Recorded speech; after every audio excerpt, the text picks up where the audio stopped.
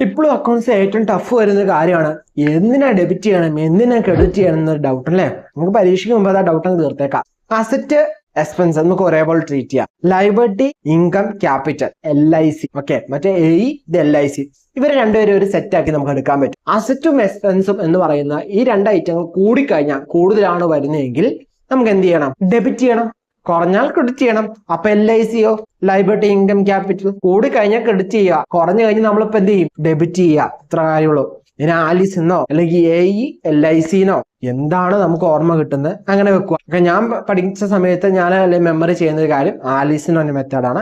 അല്ലെങ്കിൽ LIC ഓർത്തിരിക്കും. അപ്പൊ ഒരു കറക്റ്റ് ആണല്ലോ. ടോപ്പില് LIC E അങ്ങനെ ഓർത്തിരിക്കും. എയും ഇയും ഒരുപോലെ ആറ്റ് ചെയ്യും, LIC മാത്രം ഒന്നിച്ച് ആറ്റ് ചെയ്യും. സോ എയും ഇയും കൂടി കഴിഞ്ഞാൽ അസറ്റ് എക്സ്പെൻസ് കൂടി കഴിഞ്ഞാൽ ഡെബിറ്റ് ചെയ്യും, മറ്റേ LIC കൂടി കഴിഞ്ഞാൽ ക്രെഡിറ്റ് ചെയ്യും. ഈ കാര്യം മെമ്മറി ചെയ്താൽ ഈസി ആയിട്ട് നമുക്ക് ഓരോ കണക്കും അല്ലെങ്കിൽ ഓരോ അക്കൗണ്ട്സിന്റെ പ്രോബ്ലംസ് നമുക്ക് ചെയ്യാൻ പറ്റും കേട്ടോ.